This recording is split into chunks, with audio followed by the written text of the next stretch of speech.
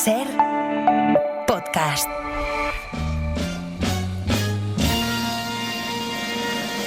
Cada miércoles tenemos una cita con un señor que ama el cine. Una historia de amor muy bonita y que no voy a contar qué final tiene. Que dice lo que piensa para bien. Me parece uno de los mejores actores del mundo. O para mal. Me olía que era una majadería, pero confirmado. Alguien que se define con una sola palabra. Es tremendo. Y que a esta hora abre la ventana del cine. No la abras. Y la abre. Carlos Bollero.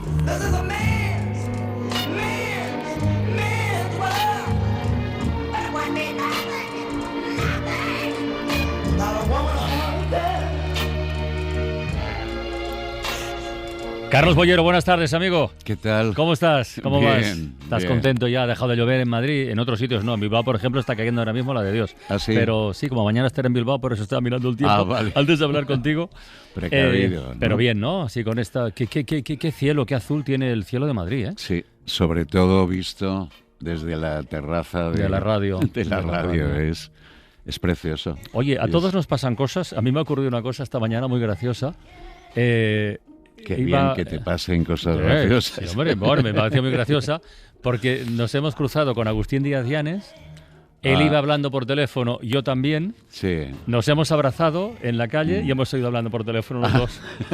O sea, ha sido un saludo con abrazo, pero sin Ya. palabras. Pero nos hemos abrazado mucho y hemos seguido hablando y adiós, muy buenas. Es una Sí. imagen insólita. Sí. Pero que yo creo que se repite Sí, también mucho, sí, ¿no? sí, sí. Porque Pero- el protagonista de nuestras vidas, no de la mía. No, Pero ni de la mía tampoco, pero en ese momento supongo que Pero estábamos los es dos él. enfrascados en una conversación. La Es mía era siempre, claro, importante los- y la suya también. Los Nos teléfonos, hemos reído, o los pero, WhatsApps. pero o está muy bien, estar- pero está muy bien. Y me ha hecho mucha gracia encontrármelo además porque es un tío cojonudo. Y habéis, Claro. está muy bien, Tano. Y habéis seguido vuestro rollo. Sí, claro. cada uno ha seguido hacia un lado de la calle y ya está. Está A mí me bien. ha pasado eso esta mañana y a ti el otro día me lo han contado porque alguien lo colgó en Twitter, bueno, en X, como se llama esto, y se hizo viral. Alguien, un periodista de Vanity Fair, que Javier Aznar se llama además, que te vio echándole la bronca a una persona por coger el teléfono en un pase de película. Ya, pero es jodido pasar inadvertido. O sea, Bueno, esto hombre, ha salido, pero sí, pero sí, esto ha sí. salido en eso, en Twitter Sí, o sí, esas sí, cosas. Ya. Pues es verdad, pero por desgracia no fue solo ese día. Me ocurre con relativa frecuencia de gente que, al parecer, cuando estás en una película pones, es que yo tampoco sé ponerlo, en modo avión. Como en lo el vio, no teléfono. suena, ya está. Ya, pero que me falta la técnica para saber a qué botón le tengo que dar y dejar. Entonces no llevo el teléfono, ¿no? Nunca al cine, ¿no? Pero esto ocurre, me parece una falta de educación, de delicadeza, o sea, ¿Y qué le dijiste? pues que se callara de una puta, no sé si le dije de una puta vez, pero vamos. ¿Pero fue una vez o el más de una tono- vez? Dos veces, ¿no? Dos. Y era un pase de prensa, además. Sí, un pase de prensa. Oh. Y un señor que se pone a hablar por teléfono. Ah, o sea, contestaba. Sí, Ah. o llamaba, no sé, alguien que está Ya, hablando ya. detrás de ti. Y lo que me sorprende es que sea siempre yo el que tiene que decir, porque me ocurre en los cines de vez En en los cuando, cines que la también. gente tiene esa maldita costumbre, no pueden Ya. vivir sin el teléfono, ¿no? Y dices, pues vale, pero te vas a la calle y hablas, o al lavabo y tal, y no jodes a los demás ahí con... Es bastante inexplicable, la verdad. Sí, O sea, yo no lo pero que me consigo gustaría que entender tampoco. que protestara más gente Ya. como yo. O sea, que dijeran, oiga, que no se pueda hacer eso. O sea, que nos está usted fastidiando a todos en un espacio que es, si no sagrado, decir sagrado sería muy solemne, pero un espacio que necesita... Es mucho peor cuando el ocurre, silencio, es peor ¿no? incluso cuando ocurre en el teatro, porque en el teatro están los actores en vivo. Teatros que no voy, pero Sí, sí. pasa eso. ¿sí? Hombre, están ahí interpretando en vivo, o sea, es que no es Ya. una pantalla. Entonces, alguna vez, algún actor, También, alguna actriz sí. se han parado. No y, me por favor, extraña. cabreados, o bueno, Claro. o en fin, en clave de humor, decir, oiga, vale, acabe usted, que luego yo continúo yo. Sí, O sea, no, es una cosa insólita. Si pero yo fuera bueno. actor y me hicieran eso, seguro que me iba de la obra. Y les decía, pues no. O sea, vuelvo a representarla un día que que haya gente educada y que no se me Pero pongan a dar la pagarían bola, justos sí. por pecadores, hombre. Ya.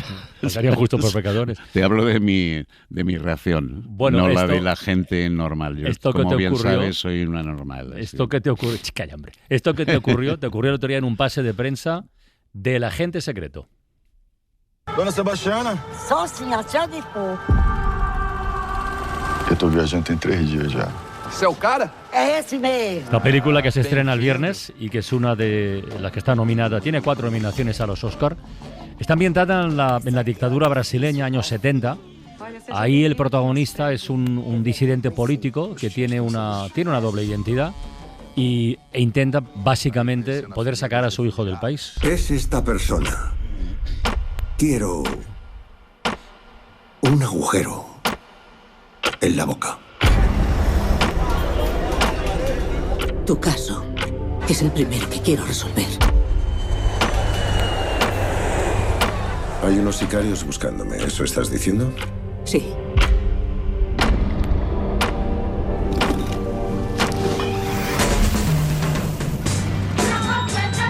¿Crees que deberías estar aquí?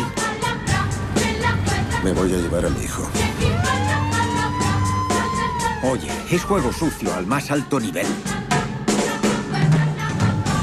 ¿Qué te ha parecido el agente secreto, Carlos? El última- protagonista me gusta mucho a mí, le recuerdo de Narcos. Sí, era Pablo Escobar en, Sí, en Wagner- Narcos, Wagner sí, Moura, ¿no? Wagner ¿Se llama? Moura. Se llama Armando. Últimamente llevo ya demasiado tiempo que cuando entro a ver una película en pases privados le pregunto a la persona responsable ¿esto cuánto dura? ¿no? Y normalmente me empiezan los temblores antes de que me respondan, ¿no? Y me dice, pues, esta 160 minutos, pero como tantas, o sea, Ya, que ya. les ha dado ahora 2 para horas hacer 40. películas, sí, larguísimas, ¿no? Pero tengo la esperanza con ese título del agente secreto. Se supone habla de los 70, los años 70 en Brasil, sí. la dictadura, y aparecen un asesino a sueldo muy despiadado, intrigas, capitalistas, los que llevaban el tinglao de la dictadura, siniestros, ¿no? Y digo, pues de alguna forma creo que voy a estar entretenido, que va a haber tensión, que... Tiene buena pinta esta peli. Sí, no, si te estoy dando las razones, y eso de los asesinos a sueldo, que siempre dan mucho miedo y provocan... Y el resultado es que estaba mirando el reloj diciendo, ¿y esto Vaya. cuándo se acaba? ¿no? Vaya. Y tampoco me entero mucho de su argumento, deduzco cosas, pero como soy muy corto, me gustaría que alguien me la Ya. explicara, algún crítico de cine o eso, porque yo no me entero ni me interesa Ay, hombre. tampoco demasiado lo que estoy viendo. Y me dirás, pues, la premiaron en Cannes, la premiarán sí. en los Oscars, Sí. le darán... Compite con Sirat, por ejemplo. Sí, y sí. tal, y digo, pues vale, como si eso para mí fuera un aval. Ya, lo y de no. los premios, ¿no? Lo de los Vaya. no, me dan ataques de risa cuando voy a ver películas que me han contado maravillas y que le han dado todo tipo de homenajes y digo, Yo te lo ¿y esto qué es? preguntaré cada vez que te pongas a tiro. ¿Esta o Sirat, si tuvieras que votar? Sirat. Vale, ya Sí. está. Podemos seguir. Sí, ya hemos hablado. Llevamos 2 de 2. Ya es la segunda vez que te lo pregunto. Hemos hablado sí, muchas veces de Sirat. Pues a mí, te repito, me impresiona. ¿Qué culpa tengo yo de ello, de que me impresiona? Al contrario, es lo que busco en él. Lo que busco O sea en que el el agente cine. secreto tampoco te parece nada del otro mundo. Y Bueno. estoy... Carlos, te juro, estoy harto de repetirte la misma Montserrat cada vez que hablamos No, hombre, no. de películas, pero que no lo sé, es que tengo tantas ganas de ver algo que no ya que me entusiasme, ¿no? Sino simplemente de decir, pues qué bien contada está, he pasado un rato agradable o triste, pero me ha motivado las reacciones que yo espero conseguir en el cine, pero es que me aburro mogollón. No sé si la culpa es de las películas o de que yo estoy ya para allá, ¿no? Y no me entero o eso, pero... Pues mira, en menos de una hora, que lo sepan todos los oyentes, a partir de las 7, las 6 en Canarias, la cadena SER organiza una mesa redonda con algunos de los directores nominados a los Goya, entre los cuales se encuentra Sirat, una reunión que podrá seguirse por la web de la cadena SER, por la aplicación, por su canal de YouTube, y Pepa Blanes va a conversar con Oliver Nash,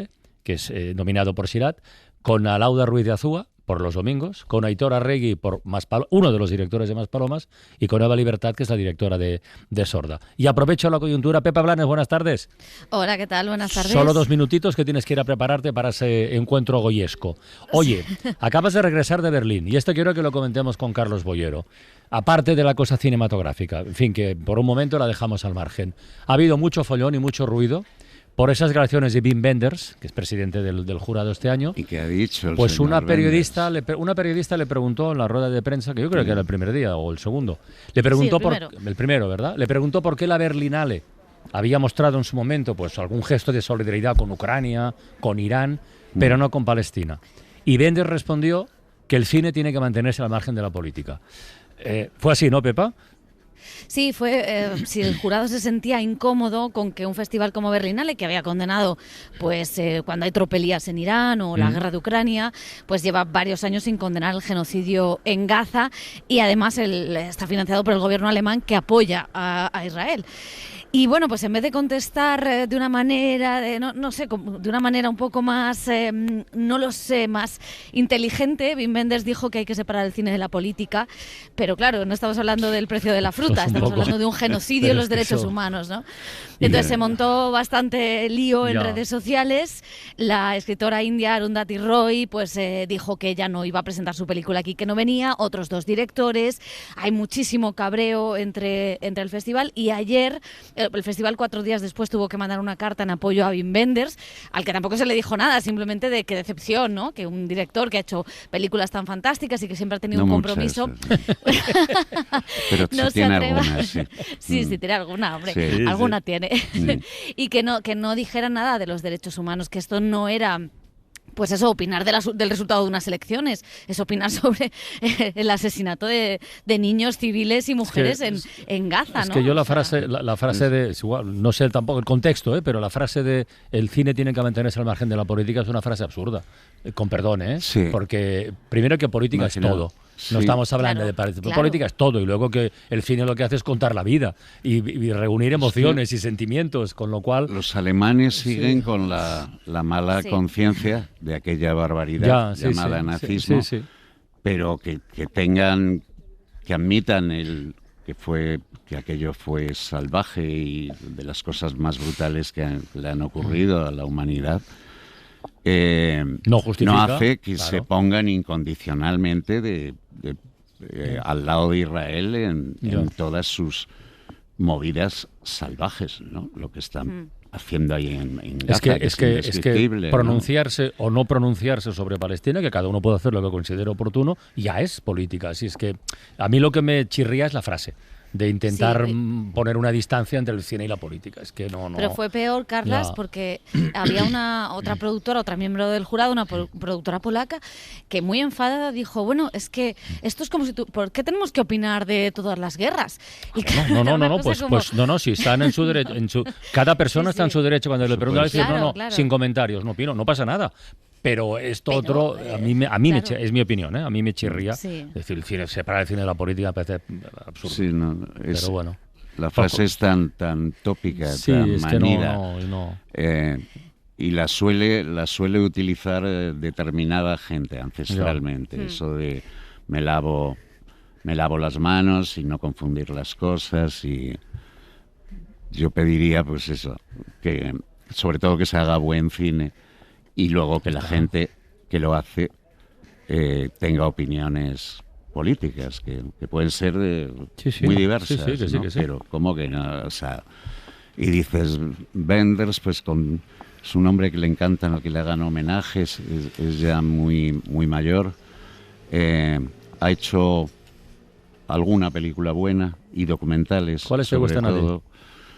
Me gustó mucho al principio, una que se titula en el curso del tiempo. Me parece que es dos tíos recorriendo en un camión en Alemania y arreglando máquinas de cine. Me gustó Alicia en las ciudades. Empezó muy fuerte Wenders, te estoy hablando de hace... Pero luego me he tenido que tragar bodrios suyos, y lo que hace muy bien es los documentales. Tiene uno sobre el fotógrafo Sebastián Salgado, es verdad, sí señor. Espléndido, sí. Y otro sobre Pina Bausch. Tiene determinado talento, pero te quiero decir, el arranque fue tan fuerte con El amigo americano también, la adaptación que hizo de... que luego a mí se me vino abajo, ¿no? Con películas insoportables, ¿no? Bueno, es mi opinión. Vale, pues ya está. Pepe, ¿alguna cosa más que te traigas en la maleta de la Berlinale? No, que ha sido curioso porque, fíjate, intentando hacer eso, ¿no? Y parando eso, lo que han hecho es que los periodistas en las ruedas de prensa preguntáramos a todo el mundo por esa polémica, con lo cual la polémica se ha amplificado y hasta divas pop como Charlie XCX, que a priori no le íbamos a preguntar por eso, pues al final ella misma, sin que nadie le preguntara, dijo que a ella le gustaba el cine político, con lo cual que al festival le ha salido bastante mal este control absoluto de la prensa. Bueno, Pepa, y deduzco, Pepa, que tampoco se han visto muchas obras de arte, ¿no? Porque yo lo que leo, escucho, no conozco a los directores, no conozco ni a ninguno, ¿no? Tú hace no tanto hubieras estado ahora mismo en Berlín. Pues sí, claro. Y maldiciendo ya todo y diciendo quedan 2 días para que se acabe. Se acabe la nieve y el cine.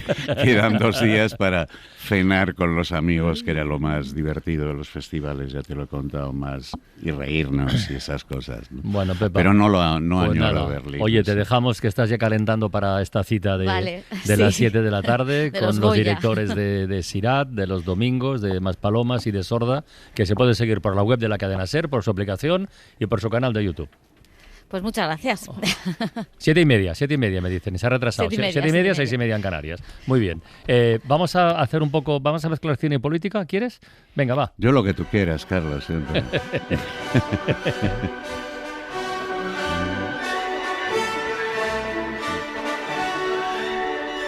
Claro, porque Apocalipsis Now un poco sí que mezclaba las dos cosas. Wagner, grandioso, ¿no?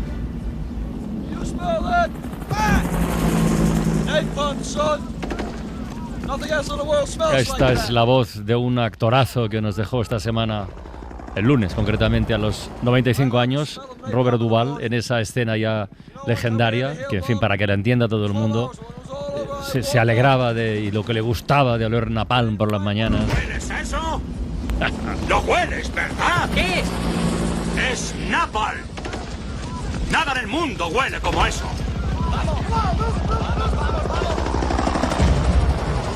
Me gusta el olor del napalm por la mañana. Una vez durante 12 horas bombardeamos una colina y al acabar subí. No encontramos ni un cadáver de esos amarillos de mierda. Aquí hay un poco de mezcla de cine y política. Sí, ¿verdad? Duvall interpreta a un psicópata importante, un coronel, pero que al mismo tiempo es súper solidario con sus soldados, colega, toca la guitarra con ellos, pero... y que luego te dice que el mejor olor del mundo es el del napalm al amanecer y dices que bestia, ¿no? Qué actorazo, aquí estaba... con una gestualidad excesiva, la voz, un actor que se distinguía por la naturalidad, la sobriedad, absoluta, y que no es que quisiera robarle plano a los protagonistas, porque él fue siempre, antes los llamaban actores secundarios, de secundarios nada. Ahora los llaman actores de reparto. Y Duvall debe haber sido uno de los 2 o 3 más grandes. Yo no recuerdo una sola interpretación suya de decir, pues, qué pasado está o no me comunica nada. Y su repertorio era infinito, pero siempre con el aire de un tío muy normal. Yo estuve al lado, lo tuve en una mesa en San Sebastián, en el Hotel Londres, y estábamos los dos solos, cada uno en una mesa. Y no me enteré que era Robert Duvall, el tío que tienes al lado. Te quiero decir que era... Pero yo recuerdo desde la primera vez que le vi en Matar a un ruiseñor, que aparecía solo al final, que era el ángel salvador de los niños. un retrasado, refugiado siempre en la oscuridad, pero velando por ellos. Y me llamó la atención, dije, ¿este tío quién es? Sí. ¿Quién es? Joder, pues tampoco le puse una edad determinada nunca. Para mí, Duvall tuvo siempre como entre 40 y 50 años, sí, y ha muerto curioso. con 95. 95, Sí. 95. Y luego te lo encontraste en El Padrino, claro. Y, joder, ahí, sí. Dreamed of how the family should be organized, how they based them on the old Roman legions and called them regimes, the capos and the soldiers. Aquí se despide de Frank Petangeli después de la traición y le sugiere esa que se secuencia. suicide en la cárcel para evitar represalias de los Corleone contra su remitiéndose familia. a lo que hacían los emperadores romanos, sí, ¿no? claro. Que Generales y soldados. Sí, que si había una conjura contra el emperador y fallaba, la única salida digna y económica también era suicidarse, ¿no? Porque a cambio de eso no le quitaban el patrimonio a sus mujeres y a sus hijos, ¿no? Esa secuencia es extraordinaria entre dos amigos de toda la vida, uno que va a cantar con el FBI, que está retenido, pero que tampoco lo tiene muy claro, después de toda su vida en la mafia, y que el otro le da razones, que le quiere muchísimo y que llevan toda la existencia juntos, pero le cuenta lo de los romanos, ¿no? Y le dice, tío, ya sabes lo que tienes que hacer si no quieres la ruina para tu familia. Y lo hace, ¿no? Se suicida. Sí. Y dices, joder, Duvall, qué actor, ¿no? Que es una penita, pero dicen que ha muerto en su rancho y tal. Con 95 años y activo casi hasta el fin. Lleva un par de años solo que no aparecía, pero ha estado trabajando casi hasta el final. ¿Te ocurre lo que a mí, que nunca le has visto ni joven ni viejo, que siempre... Es de edad indeterminada. Sí, pero como siempre. Pero no pensaba, espero que haya tenido una muerte plácida. Se lo merece por su talento y por todo el placer que nos ha dado.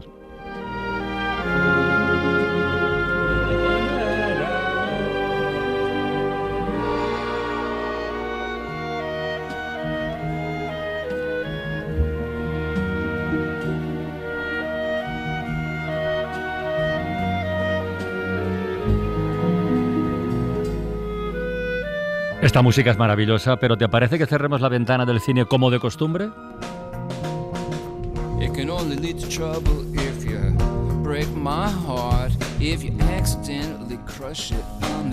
Esta la has elegido tú.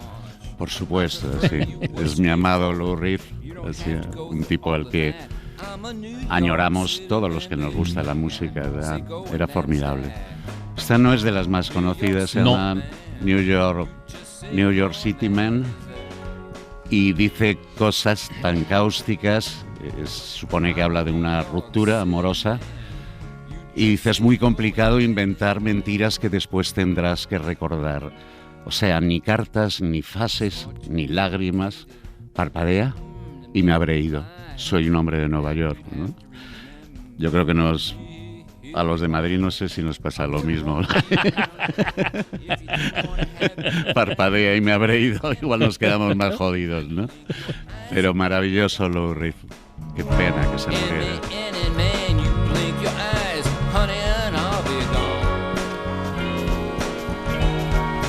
New York City man, you blink your eyes and I'll be gone. Brutus made a pretty speech, but Caesar was betrayed.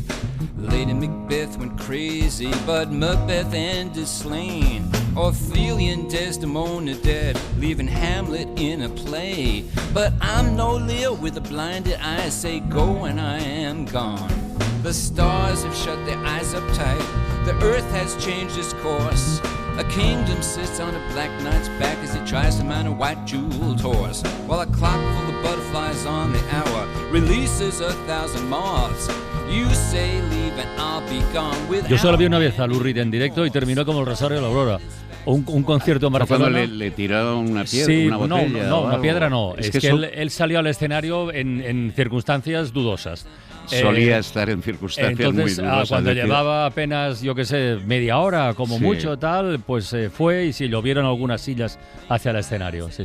Y se largó. Y se largó, claro, no se iba a quedar ahí. Yo la primera vez que vi a Lou Reed, le vi como 8 o 9 veces, ¿no? A lo largo del tiempo. Pero era la época del Transformer, de Walk on the Wild Side, que andaba demasiado colgado. Ya. Y contaba la leyenda urbana que en aquel concierto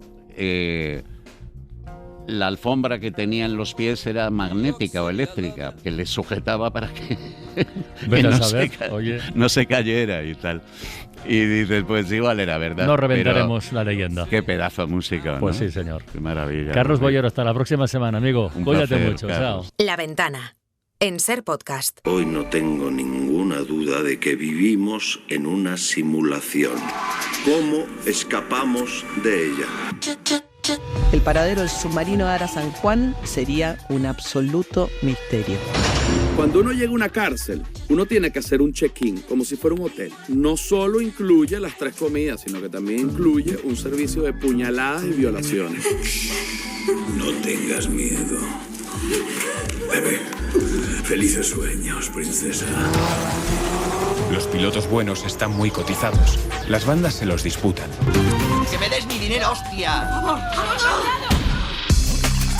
El Club de la Escucha. Las mejores historias de los podcasts con Eugenio Viñas.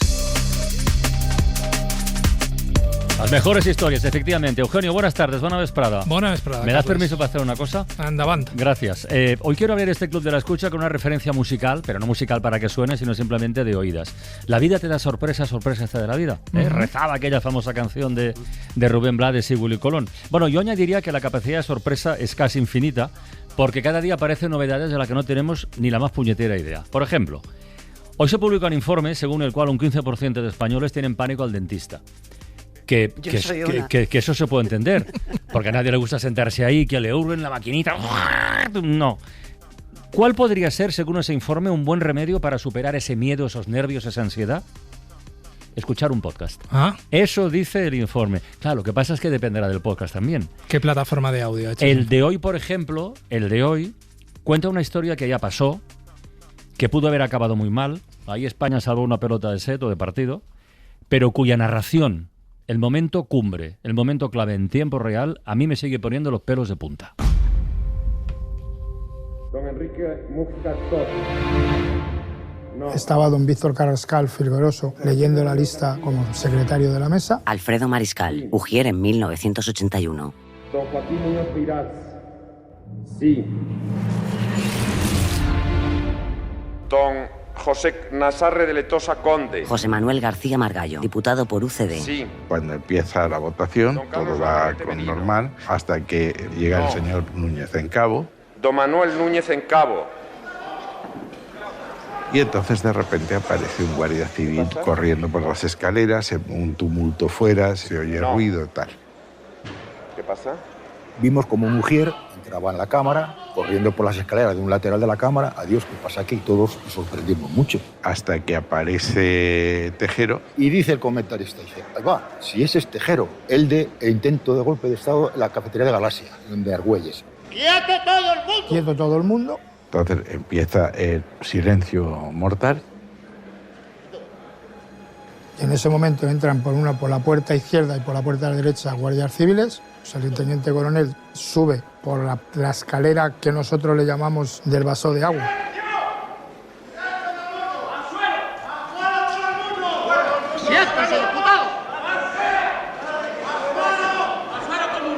Automáticamente serían los disparos.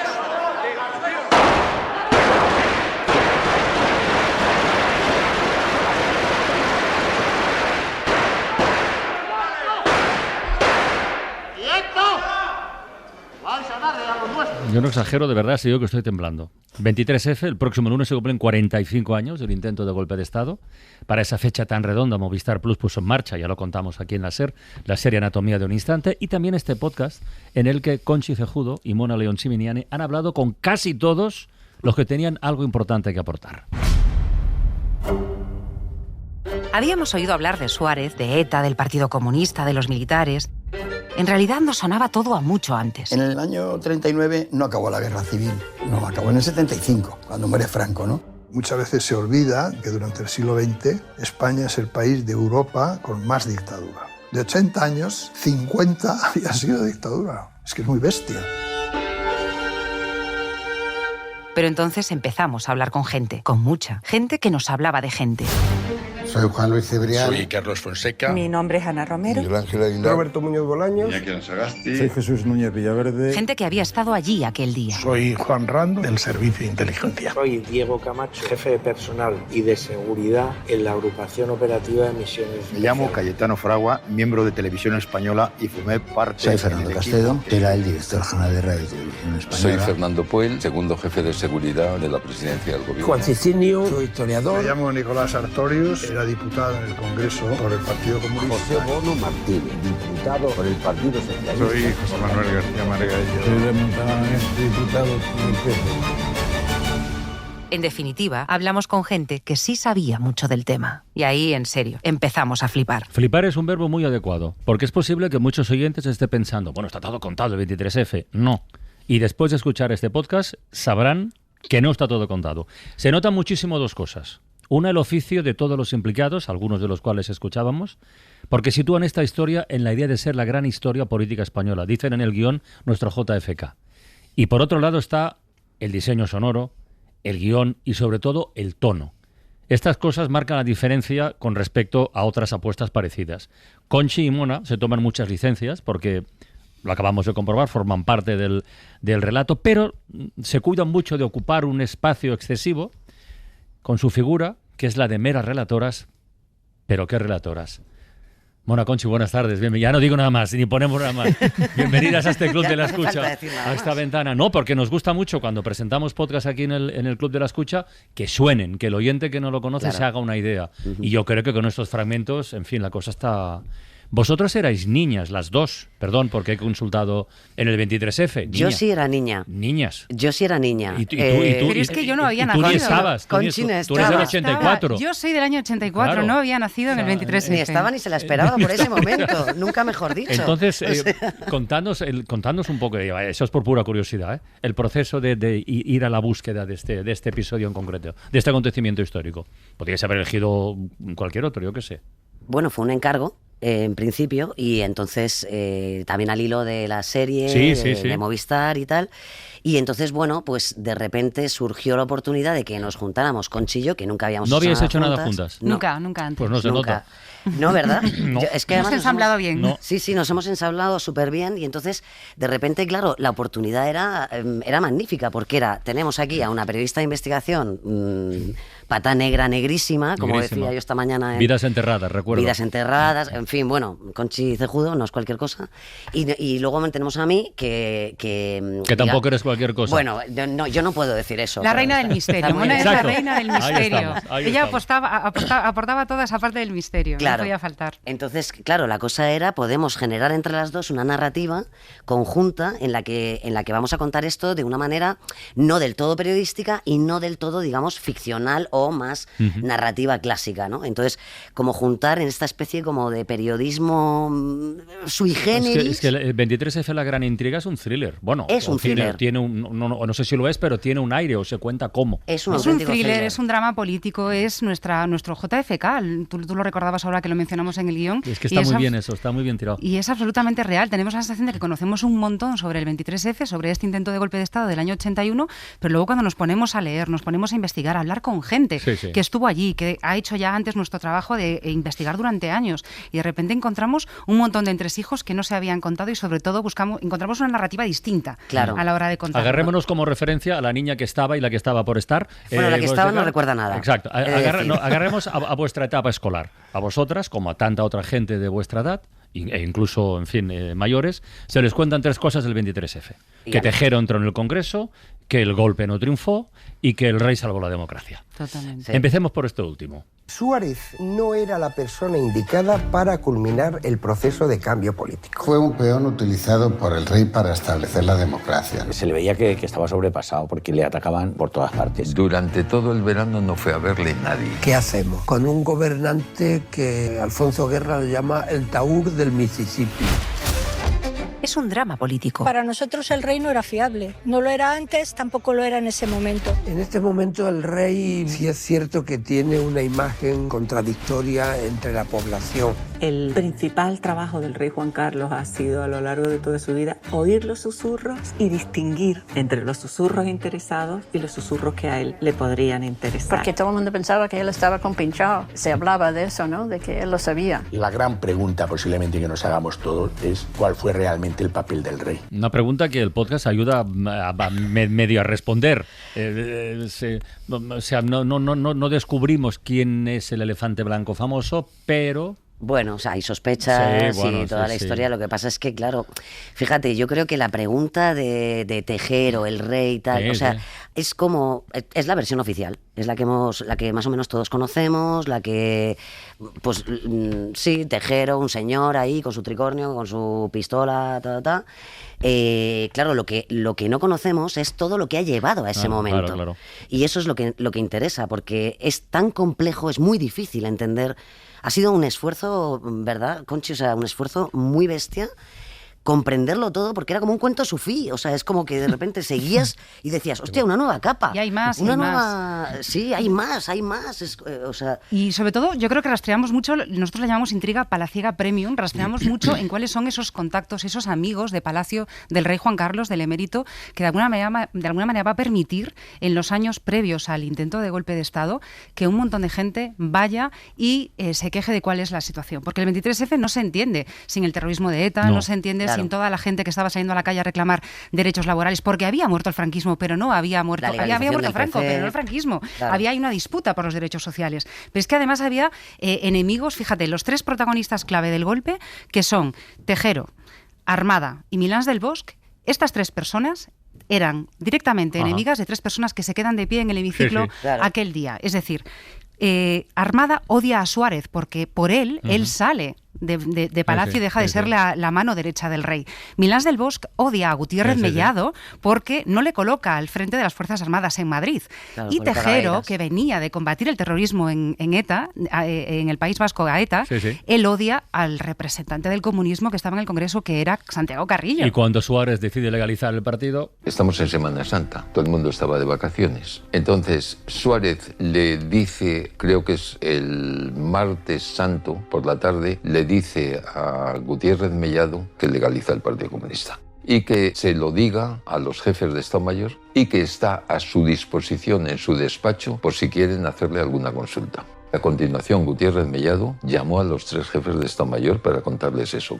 Eso es martes por la tarde, pasa el miércoles y el miércoles se van de vacaciones los jefes de Estado Mayor. Y el sábado, que es cuando se legaliza el Partido Comunista, les pilla a contrapelo. Entonces en los cuarteles generales ellos no han dicho nada. En los cuarteles generales se monta un pollo. Cuando se enteraron por televisión de que el Partido Comunista había sido legalizado, montaron en cólera. Era el 9 de abril de 1977, fecha que pasaría a la historia como el Sábado Santo Rojo y uno de los principales pistoletazos de salida del ruido de sables, la prensa golpista y el paso oficial al modo conspirativo que se va a desarrollar en los 3 años, 10 meses y 13 días que faltan para el 23F.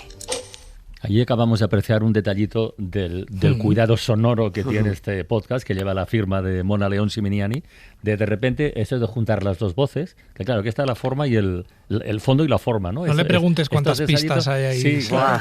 No me preguntes. ¿Cuántas pistas hay ahí sonando? Porque yo sé que... pero es que esto ayuda mucho a escuchar. Mucho. Y aquí hay algo muy interesante en este podcast, en La Gran Intriga, es que hay más de 30 entrevistas a políticos, periodistas, corresponsales, gente próxima al ámbito militar, pero sobre todo también hay dos creadoras sonoras que tenéis mucha experiencia, nunca habéis trabajado juntas, pero ahora que Mona León Siminiani no nos oye, Conchi Cejudo, claro, ella también ha metido cuchara en la parte de guión. Y claro, yo creo que aquí esto es un riesgo, porque a lo mejor podría haber salido mal este experimento, que metiera más. ¿Cómo os habéis entendido las dos en el guión? Yo creo que las dos teníamos claro que una sumaba a la otra, que no estábamos compitiendo y que teníamos que trabajar en paralelo. Y entonces ella me dejó a mí mucho la parte de investigación, de buscar quiénes iban a ser esas voces protagonistas. Y bueno, por cierto, tengo que decir que son más de 30 entrevistas, pero algunas de las personas que hablan no habían hablado nunca. Que esto parece ya como un reto máximo, ¿no? Decir, vamos a ver quién hoy nos puede contar algo algo distinto del 23F, ¿no?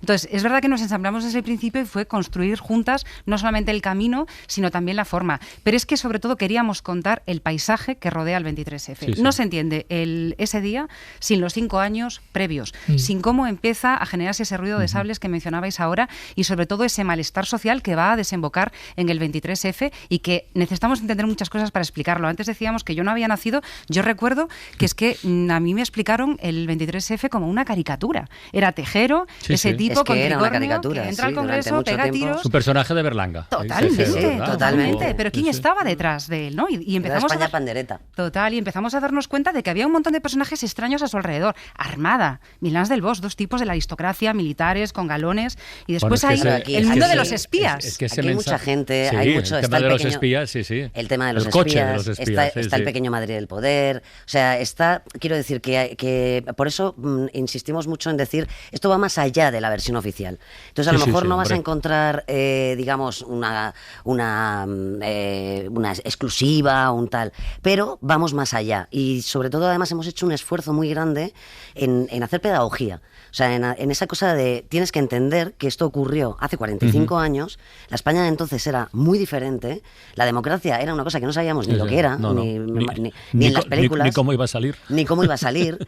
Y entonces de repente es como todo lo que genera todo eso es apasionante. O sea, es verdaderamente una serie de movimientos y la gente que no está en la versión oficial. La versión oficial, digamos es la que es y es la que conviene. Pero hay mucha gente que fue muy importante y que no está y que nunca se ha hablado de esa gente. Lo cual nos lleva a que escuchemos algo que me parece muy importante. ¿Qué aprendizajes habéis sacado vosotras después de elaborar este podcast? Tú sacarás tus propias conclusiones, pero si nos preguntas qué sacamos cada una de nosotras del 23F, yo, Conchi Zajudo, diría que mirar hacia atrás para comprender los huecos que deja nuestra historia, darles contexto y perspectiva, es clave para entender quiénes somos y decidir quiénes queremos ser. Diría que por mucho que unos pocos quieran, lo único que ha prevalecido siempre a la larga, hasta en los tiempos más oscuros, ha sido lo que han querido todos. Es decir, que hay esperanza. Queremos decir que este podcast es también un homenaje a toda esa generación conocida como la generación silenciosa. Una ciudadanía que, habiéndose criado en una dictadura real, un sistema del miedo, terminó posibilitando el mundo de derechos, conquistas y libertades de hoy. Mara Torres, buenas tardes. Hola, ¿qué tal? Buenas tardes. ¿Qué recuerdas del 23F? Era muy pequeña. Recuerdo que nos sacaron del cole y nos llevaron a un patio que había enfrente, que era el patio de una cárcel que estaba abandonada ya desde hacía muchos años, y todo lo demás del 23F lo he aprendido a posteriori.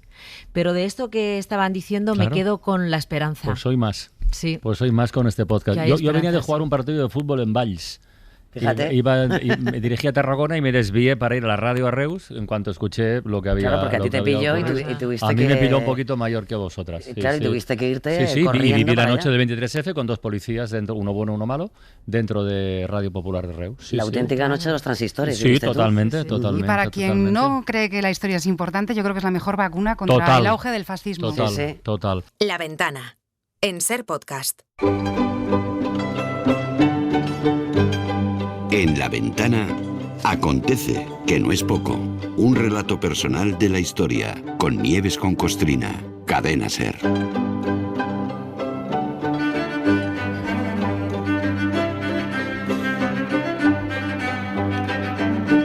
Hola Nieves, buenas tardes. Hola Carlas, ¿qué tal? Buenas tardes. Ya nos advertiste ayer que esta semana pintaba reivindicativa de nuestra memoria democrática y tenías toda la razón, pero es lo que tiene la historia, ¿eh? Que empiezas por una fecha, en este caso fue la victoria del Frente Popular el 16 de febrero de 1936, pero es que luego ya viene a los pocos meses un golpe de Estado, una guerra civil, los golpistas asesinando gente como el doctor Peset, del que hablamos ayer, matan a poetas como Lorca o dejan morir a otros como Miguel Hernández, que es también una forma de matar. Vale, pues en este 18 de febrero lo que recordamos es que tal día como hoy, pero de 1987, murió la viuda de Miguel Hernández. Bueno, viuda y salvadora de su obra. Muy importante esto. Fundamental, sí. Efectivamente, el 18 de febrero del 87 murió en Alicante Josefina Manresa, la viuda de Miguel Hernández. La vida no la trató bien, bueno, pues como la mitad de los españoles que fueron víctimas de la dictadura, claro. Tuvo que ver la insoportable agonía de su marido, muriéndose a chorros porque los franquistas le negaron tratamiento médico, y luego tuvo que enterrar también a su único hijo. Pero bueno, defendió el legado de su marido ahí con uñas y dientes. Y gracias a ella, cualquiera mínimamente informado, hasta quienes desprecian al poeta, identifican el himno de Jaén. Andaluces de Jaén, aceitunero altivo, decidme en el alma quién levantó los olivos, andaluces de Jaén. Y cualquiera, hasta los que manipulan su memoria, identifican también esto otro. Llego con 3 heridas, la del amor, la de la muerte, la de la vida. Y a cualquiera con corazón le remueve el sentimiento que puso Joan Manuel Serrat en los poemas de Miguel Hernández. Una mujer morena, resuelta en luna, se derrama hilo a hilo sobre la cuna. Ríete, niño, que te traigo la luna cuando es preciso.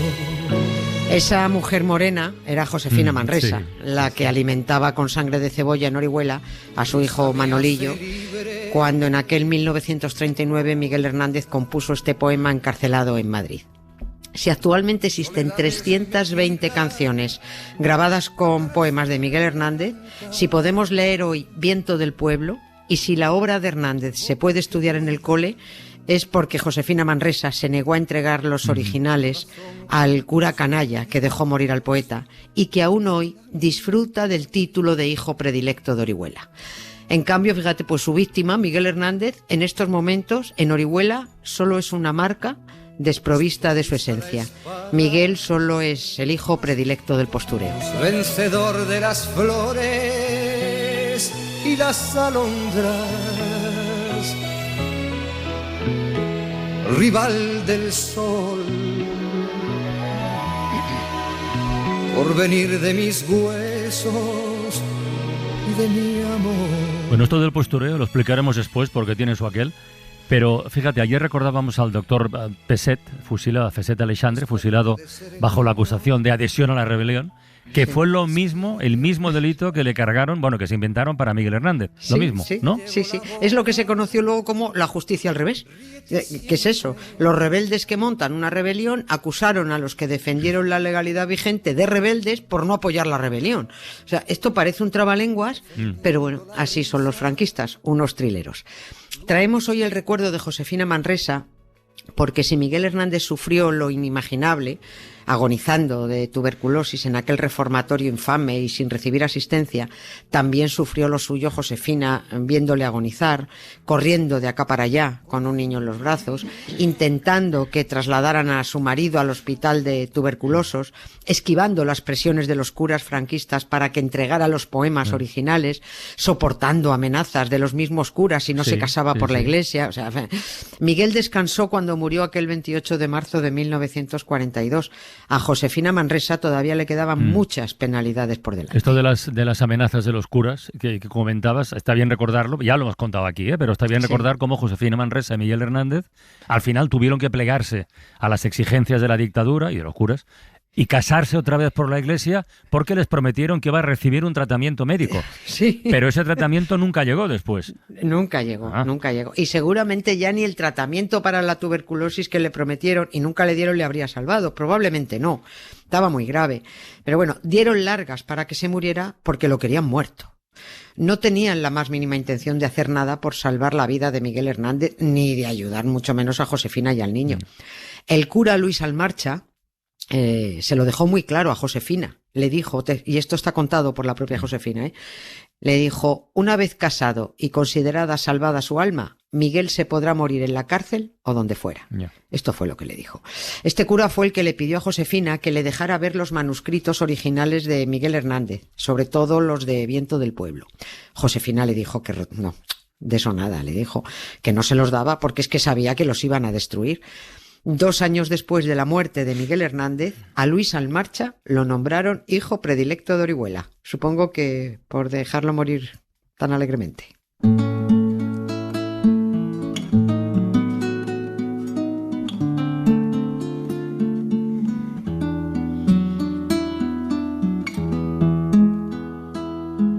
Menos tu vientre, todo es confuso. Menos tu vientre, todo es futuro fugaz, pasado baldío y turbio.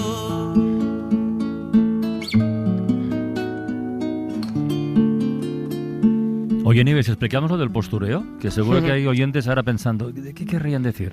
Sí. Bueno, esto del postureo tiene que ver con algo que ocurrió a finales del pasado año, con la exposición Indómito del artista cordobés Fernando Somé, una exposición dedicada al poeta y que va a estar hasta mediados del mes que viene en la Casa Museo de Orihuela. Ese es el punto de partida. Ese es el punto. Y que, bueno, pues se produjo una situación muy desagradable y muy hipócrita que provocó Aitor Larravide, el director de la Fundación Cultural Miguel Hernández, y asunto, lo digo así de claro, del que tú has estado informado desde el principio, porque yo te lo conté, evidentemente, para hacerte partícipe, y que creo que ya ha llegado el momento de contar para conocer a algunos personajes que viven en Orihuela a costa de Miguel Hernández, pero yo creo que insultando la memoria de Miguel Hernández.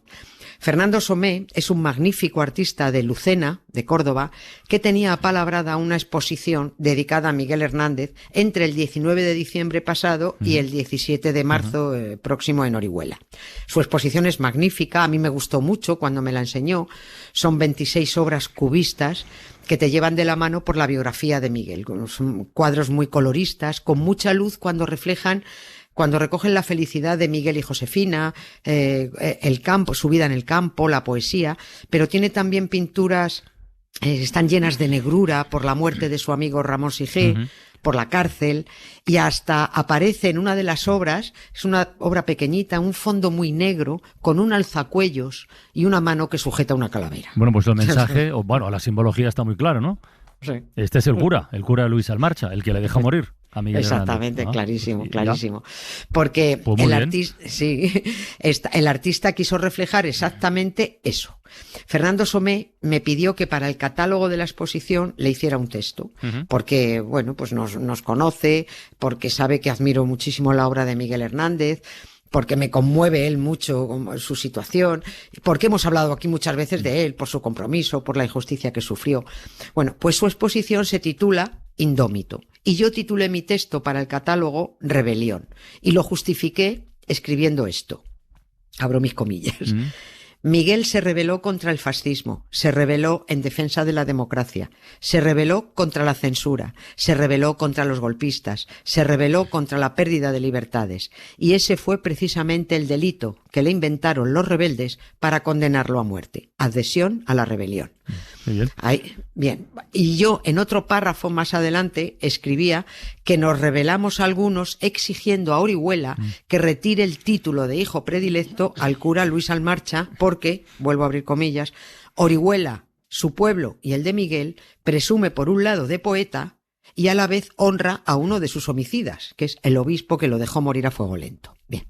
También me avergonzaba yo en otro momento de ese texto que escribí para el catálogo, como madrileña que soy, me quejaba de sufrir como alcalde a José Luis Martínez Almeida, una mala persona que dijo a voces y en público, intentando hacerse el gracioso, aquello de seremos fascistas pero sabemos gobernar. Y malo, muy malo, por ordenar romper a martillazos las placas con los versos de Miguel Hernández que honraban a los más de 3.000 fusilados en las tapias del cementerio de la Almudena. Bueno, aquella fue efectivamente lo que hizo rompiendo las cosas que habíamos pagado los madrileños. Además, eso fue la acción de un fascista. A Fernando Somé le gustó mucho el texto, me dijo que recogía la esencia de la expo, me lo agradeció mucho. A mí me hizo mucha ilusión que le gustara y bueno, pues lo entregó a maquetación. Y días después me llamó absolutamente angustiado porque Aitor Larrabide, director de la Fundación Cultural Miguel Hernández, le había pedido que se eliminaran un par de referencias del texto. Yo lo llamo Aitor el censor. Aitor el censor. Bueno, ya sé qué referencias son. No sé, y creo que cualquier oyente medianamente avispado lo sabrá. La referencia al obispo de Almarcha y al alcalde de Madrid, ¿sí o no? Sí, exactamente. Y ahí lo tienes al señor Larrabide defendiendo el buen nombre del cura y del alcalde que atacó los versos del poeta que da nombre a la fundación que tan deshonrosamente dirige. Todo muy loco. Como digo, el artista las pasó fatal. Él les indicó que yo no iba a aceptar esa censura, que no contaba, porque además yo no contaba mentira alguna, y que conociéndome seguramente yo iba a retirar el texto. Y lo retiraste. Efectivamente, yo retiré el texto completamente, eso es lo que hice. Ni se atreva, y lo advierto desde aquí, el censor Aitor Larrabide siquiera sugerir que el artista estuvo de acuerdo con la censura. Y digo que no se le ocurra, porque tenemos ojos y oídos y fuentes bien informadas en todas partes. Fernando Somé no estuvo en absoluto de acuerdo, pero es que no tenía otra opción. Y fui yo la que le dije, yo retiro el texto, tú no hagas nada. Tú inaugura tu exposición, porque puesto que la exposición no estaba anunciada en ninguna parte, no estaba publicada, si digo algo, te la van a suspender. Y yo no quería, por favor, para nada dañar al artista. Y además la exposición merecía y merece ser vista. Y merece ser vista porque todavía estará un mes. Y además habrá oportunidad de verla también en Torremolinos, en Lucena, en la Universidad de Guadix, en Andújar. Y en todos esos catálogos sí irá incluido mi texto. Si no aparecen más censores, claro. La exposición de Fernando Somé la recomiendo además con muchas ganas, me gustó mucho y además me siento muy orgullosa de haber podido contribuir. Hoy ha pasado ya un tiempo, ¿se sabe a qué vino la torpeza, digámoslo así, del director de la Fundación? Pues porque no cuadra, ¿no? Quiero decir, no sé. Es que es muy torpe, efectivamente, es muy torpe. Y muy gratuito, además. Muy gratuito, muy necesario. Pues es el director de la Fundación y estar defendiendo a los que dañaron a Miguel, en fin. Bueno, yo deduzco que para tener contento a su concejal de ultraderecha, que es el de Cultura, que es de Vox, en Orihuela, porque la Concejalía de Cultura es la que organiza la Expo y al concejal ultraderechista, Gonzalo Montoya, no le gustaría que yo hablara del cura y del alcalde, y el señor Aitor Larrabide pues quiso ahorrarle el disgusto. Y dijo, pues lo voy a hacer yo por él. Esta Concejalía de Cultura es la misma que ordenó retirar de la fachada de la Casa Museo Miguel Hernández los afiches, eran unos vinilos, aquí hubo mucho escándalo en Orihuela, que llevaban ahí desde 2012 y eran unos vinilos que evocaban distintos momentos de la vida de Miguel Hernández. ¿Y por qué los quitaron? Pues, entre otras cosas, el Ayuntamiento de Orihuela los arrancó porque en algunos se veía la bandera republicana. ¿Y? Porque Miguel Hernández vivió en la República, en fin.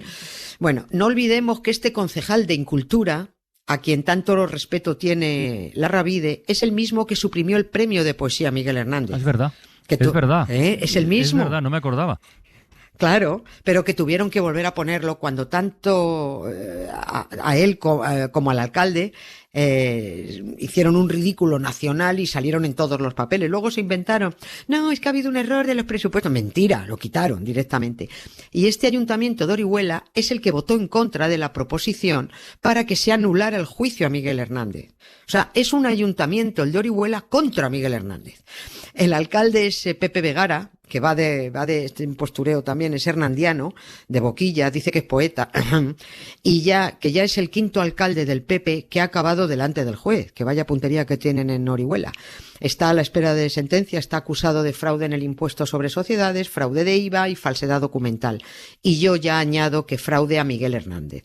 Así que yo qué sé, señores Larrabide, Vegara, Montoya, el trío del postureo, dejen de manosear el nombre de Miguel Hernández con una mano a la vez que dan un guantazo a su memoria con la otra. O se está con Miguel o se está con sus verdugos. Y está claro de qué lado están ustedes. Yo quiero ser llorando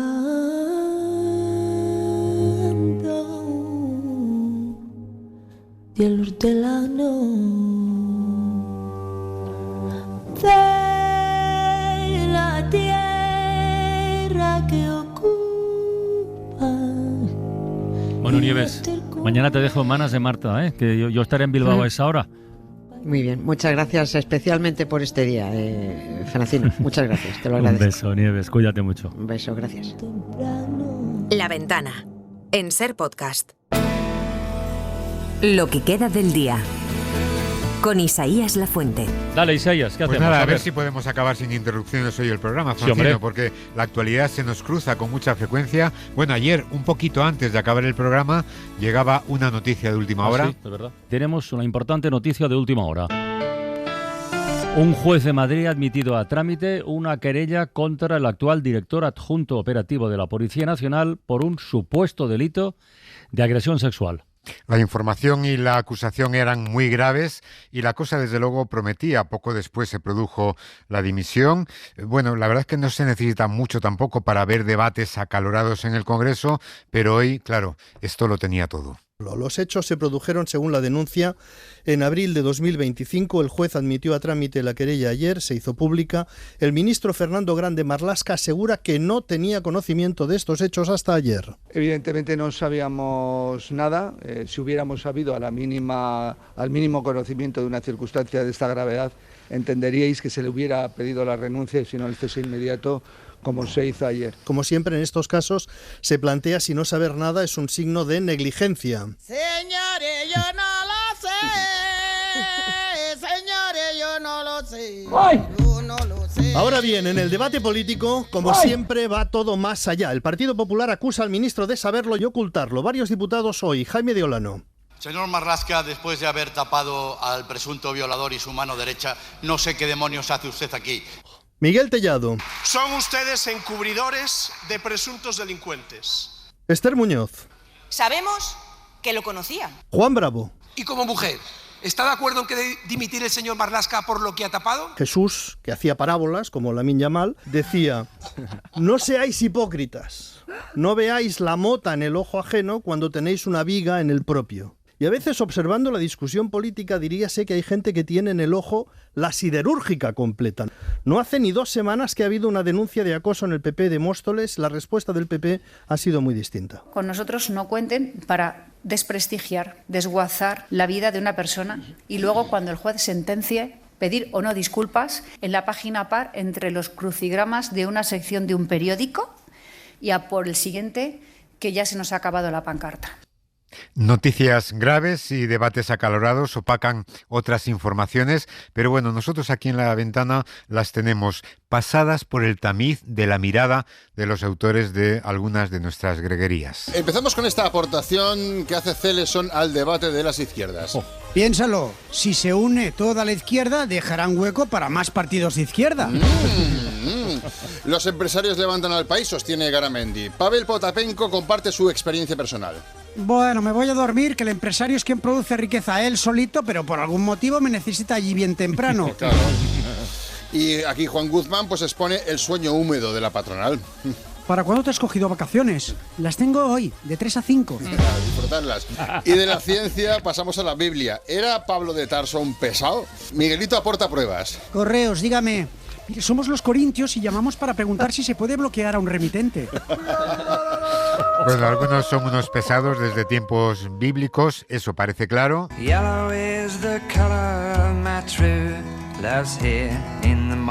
algunos después llevan su pesadez a sitios tranquilos. Muchas veces hablamos de la saturación de las ciudades frente a la despoblación de zonas rurales en nuestro país y de cómo algunos están decidiendo volver a los pueblos y hacer una vida más allá de la contaminación, las prisas, la gentrificación, pero claro.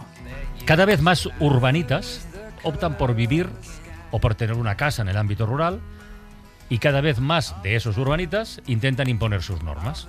No quieren malos olores de una granja, ¿no? No quieren que el gallo cante cuando le sale del bolo. Si hay campanario, tampoco mola que por la noche ding dong. No, total, que esas quejas se traducen en denuncias y hay poca broma porque ya tenemos un problema. Así lo contabas tú y así se lo contaba a nuestros compañeros de Euskadi, Amaia Barredo, que es la consejera de Desarrollo Rural del Gobierno vasco. Que ya me molesta una ganadería en un pueblo y no permito que se desarrolle, o una actividad avícola, o las ovejas pasan por el pueblo y me manchan, y ya tenemos un concejo específico para hablar de eso.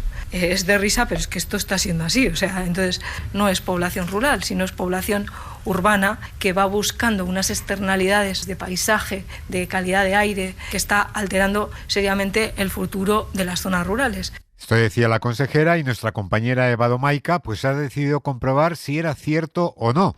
Y vaya si lo es. Y vaya si lo es. Parece que los urbanitas, y lo digo yo que soy urbanita, tenemos una visión idílica del campo que poco tiene que ver con la realidad. Iker Aguirre es vicepresidente del sindicato agroganadero UAGA. La gente llega a los pueblos pensando que esto es un remanso de paz en el que solo se oyen los pájaros y todo es verde, y vienen con una idea equivocada de lo que es el campo. Aquí es un medio de trabajo en general y al final los tractores van de un lado para otro, se madruga, si hay ganado, pues lo que ha dicho, olores, ruidos. Pues oye, es lo que tiene el mundo rural. Y Eva también ha hablado con Julen Ibarrola, que es vicepresidente de la Asociación de Concejos, los pueblos pequeños de Álava, que dice que, bueno, hay que aplicar el sentido común y hay que hacer compatible los deseos de unos y la realidad que viven los otros. Yo creo que hay que hacer pues un bien para todos. Nos hace falta gente que venga a los pueblos porque tenemos casas vacías en las que bienvenidos son. O sea, no es que sean un problema. La enorme mayoría son un beneficio para todos, pero hay que entender que en los pueblos pues tenemos campo, tenemos prados, tenemos monte. La mayoría de ellos lo entienden, lo comprenden, se integran.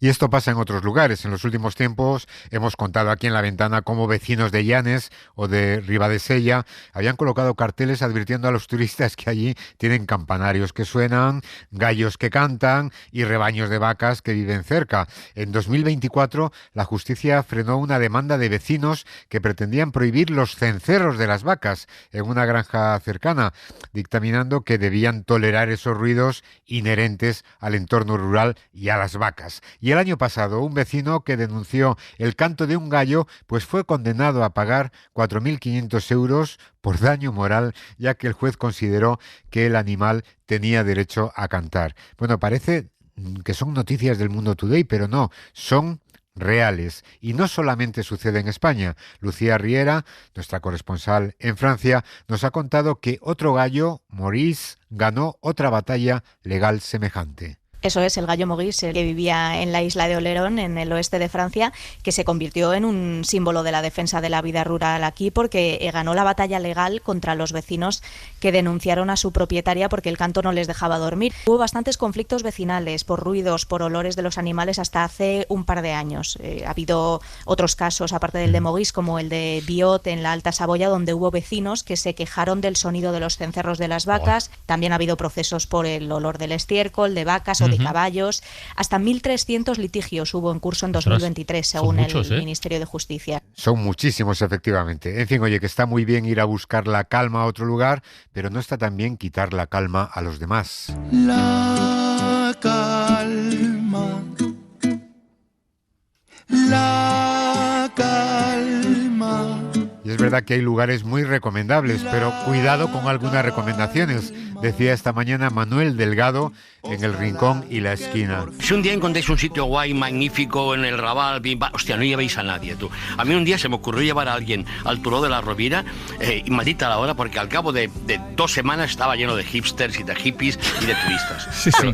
Y cuidado también si vas a un sitio tranquilo, como es el cine, a ver quién se te sienta al lado. Carlos Bollero en el cine pues tuvo que llamar la atención a un pesado que no dejaba de hablar por el móvil. Es verdad, pero por desgracia no fue solo ese día, me ocurre con relativa frecuencia. ¿Y qué le dijiste? Pues que se callara de una puta, no sé si le dije de una puta vez, pero vamos. ¿Pero fue una vez o más de una vez? 2 veces, ¿no? Lo que me sorprende es que sea siempre yo el que tiene que decir, porque me ocurre en los cines de vez en cuando, que la gente tiene esa maldita costumbre, no pueden vivir sin el teléfono, ¿no?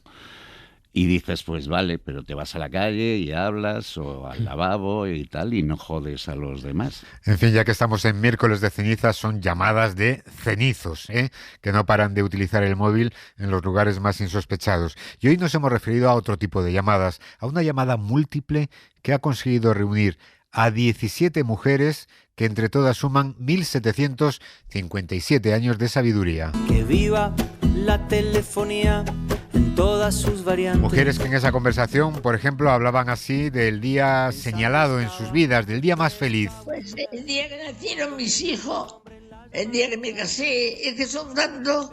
El día que conocí a mi marido. Recuerdo dónde lo vi la primera vez. ¿Te gustó?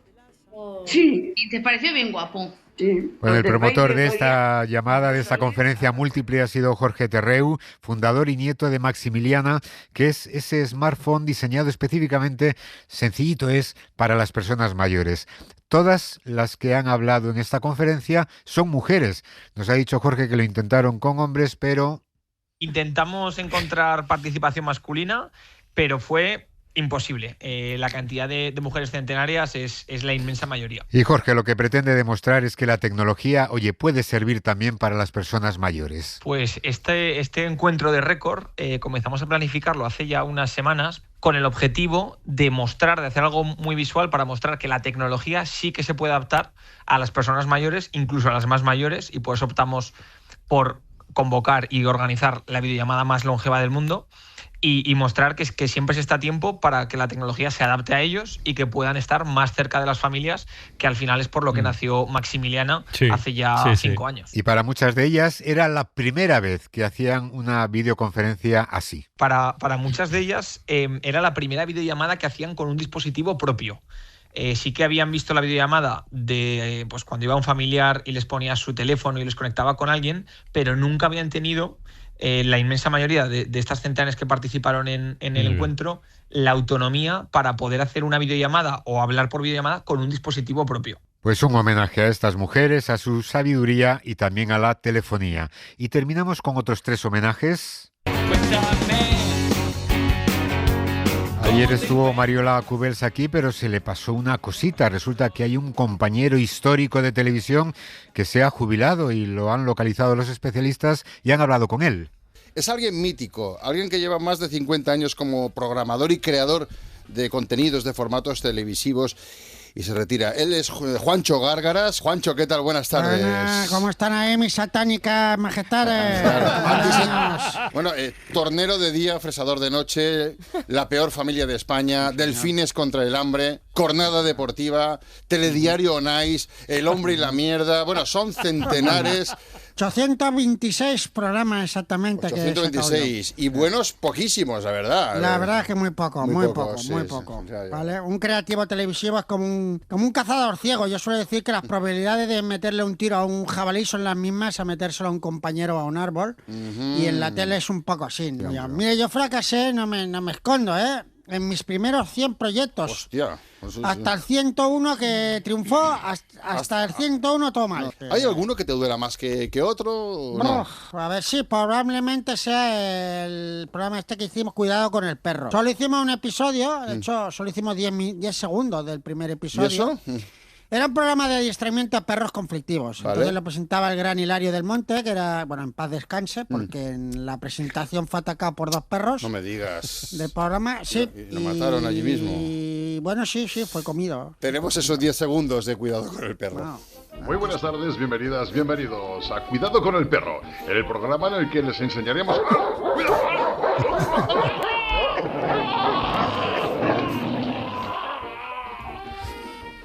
Y se acabó. El pobre Hilario del Monte, que en paz descansa. Y a pesar de la música, descansa en paz el gran actor Robert Duvall, de quien hoy ha querido acordarse también Carlos Boyero.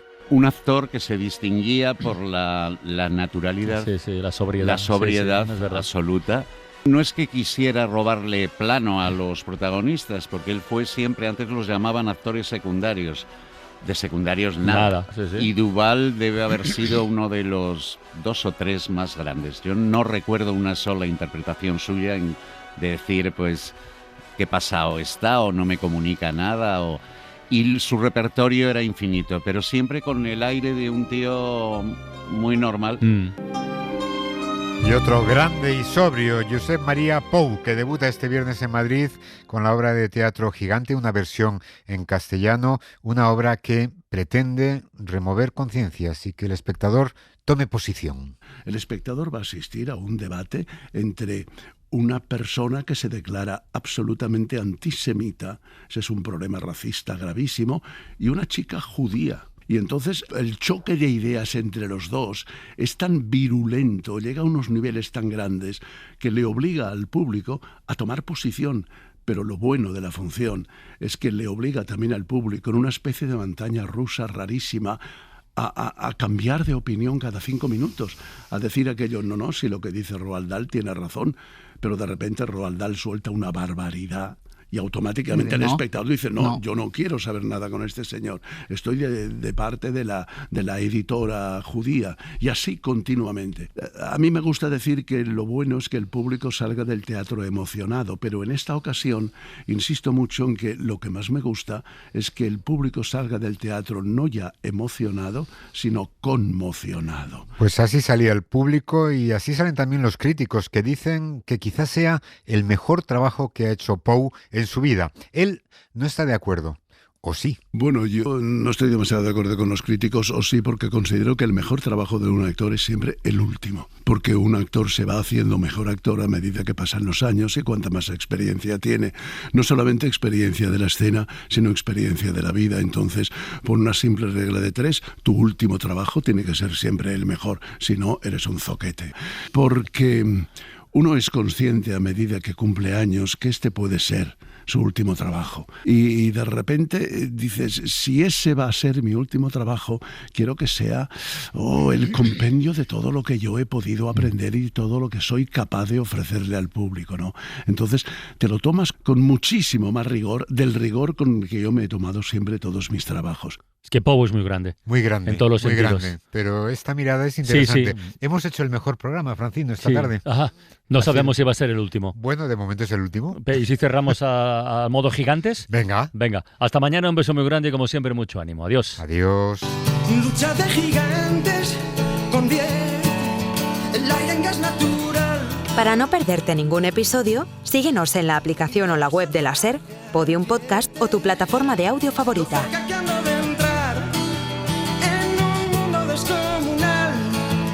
Siento mi fragilidad.